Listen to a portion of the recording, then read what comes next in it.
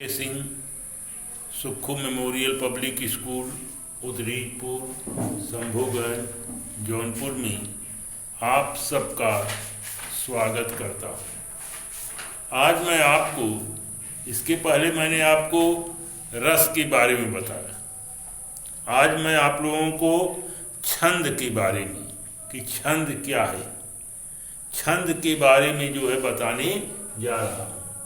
छंद कविता की स्वाभाविक गति, छंद कविता की स्वाभाविक गति के नियमबद्ध रूप हैं। छंद जो है कविता की स्वाभाविक गति के नियमबद्ध रूप हैं।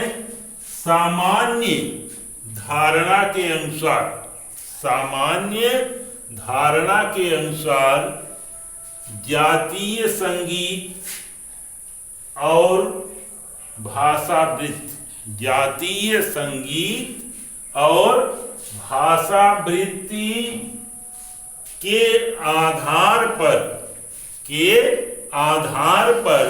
निर्मित लयादर्श की आवृत्ति को छंद कहते हैं।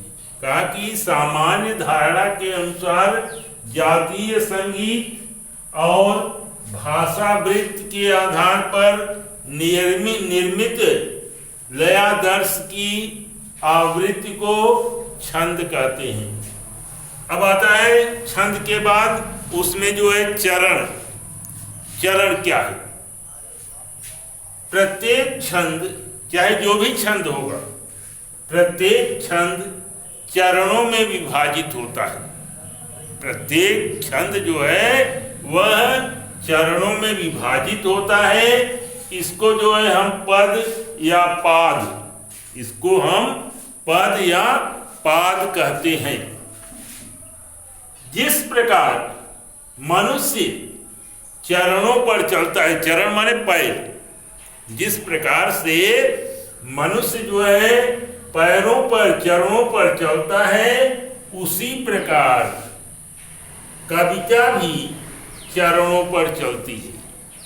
ये नहीं है कि अपने आप जो है जिस प्रकार से मनुष्य चरण या पैरों पर चलता है, उसी प्रकार कविता भी चरणों पर चलती है। एक छंद में प्रायः जो है 4 चरण होते हैं। कोई भी छंद होगा उसमें जो है 4 चरण होते हैं। और वर्ण क्या है? और मात्रा, वर्ण और मात्रा। वर्णों की गणना करते समय वर्ण चाहे लघु हो अथवा गुरु माने दीर्घ, वर्ण जो है कहा कि वर्णों की गणना करते समय वर्ण चाहे लघु हो अथवा गुरु, उसे एक ही माना जाता है। उसे क्या माना जाता है? एक ही माना जाता है। और गुरु में पहले कहा कि वर्णों की गणना करते समय वर्ण चाहे लघु हो, लघु माने छोटा, और गुरु जो है माने बड़ा, उसे एक ही माना जाता है। गुरु में लघु की अपेक्षा दूना समय लगता है। जैसे आ है, आ कहने पर उसकी जो है एक गिनती होगी, एक मात्रा होगी। आ कह देंगे तो उसकी जो है 2 मात्रा हो जाएगी। तो इस तरह से कहा कि गुरु में लघु की अपेक्षा दूना समय लगता है। इसलिए मात्राओं की जहां गणना होती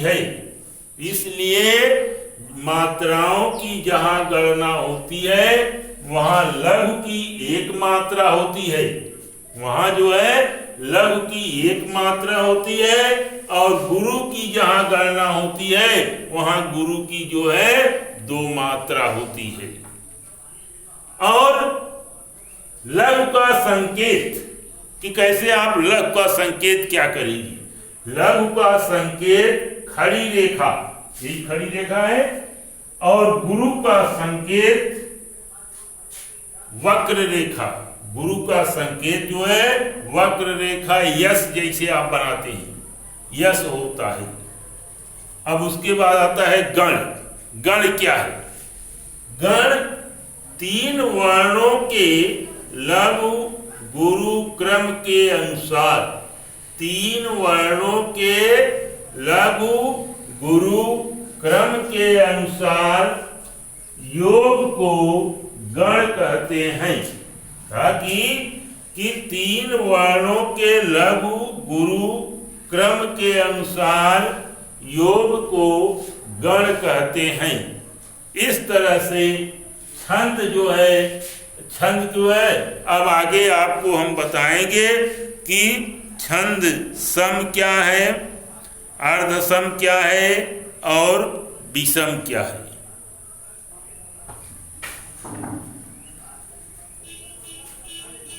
हाँ, तो इसके पहले हमने आपको बताया कि वर्ण और मात्रा और गण। अब इसमें आपको हम बताएंगे सम, अर्धसम और विषम। क्या है? सम क्या है, अर्धसम क्या है और विषम क्या है। कैसे आप उसको ये पहचान करेंगे कि ये सम है, अर्धसम है और विषम है। जिन छंदों के चारों चरणों की मात्राएं, जिन छंदों के चारों चरणों की मात्राएं या वर्ण एक से हों, जिन छंदों के चारों चरणों की मात्राएं या वर्ण एक से हों वे सम कहलाते हैं। सम किसे कहते हैं? कि जिन छंदों के चारों चरणों की मात्राएं एक समान या वर्ण एक से हों वे सम कहलाते हैं। इसका उदाहरण क्या है? चौपाई और इंद्रवज्रा, ये जो है सममात्रिक छंद है। अगला है जिनमें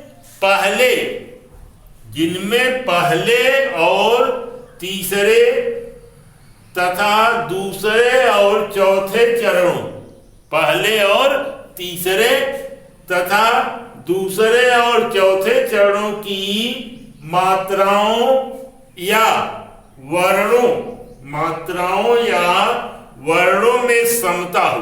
पहले देखिए, पता है ना पहले कि 4 चरण होते हैं, पहले और तीसरे तथा दूसरे और चौथे चरणों की मात्राओं या वर्णों में समता हो वे अर्धसम कहलाते हैं। आधा सम रहेंगे, पहला और तीसरा, दूसरा और चौथा।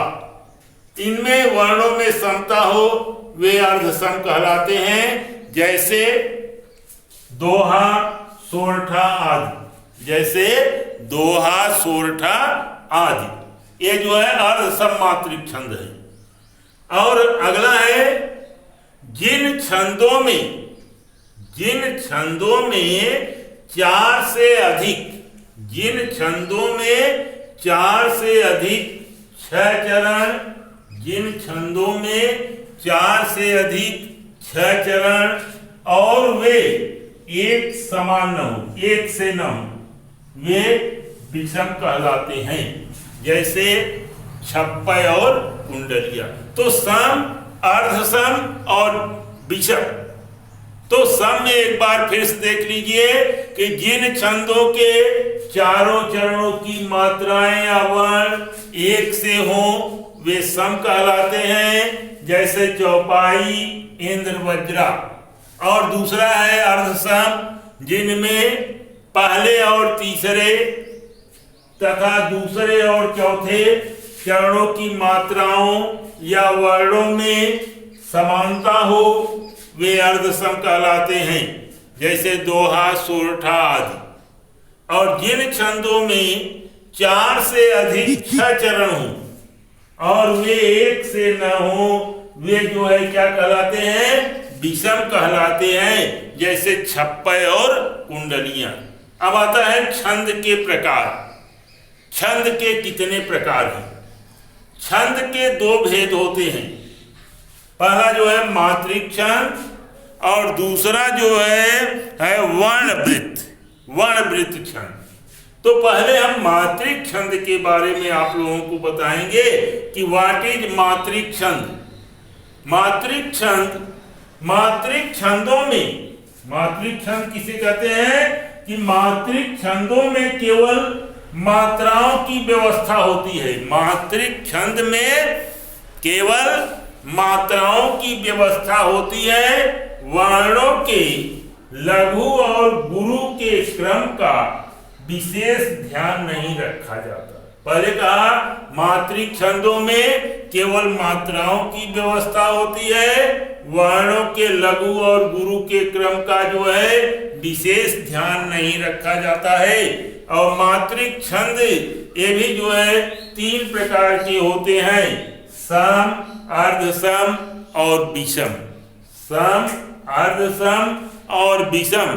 इसमें हम आपको जो है क्रम से बताएंगे कि चौपाई, दोहा, सोरठा, रोला, कुंडलियां, ये सब आपको जो है हम कल जो है बताएंगे।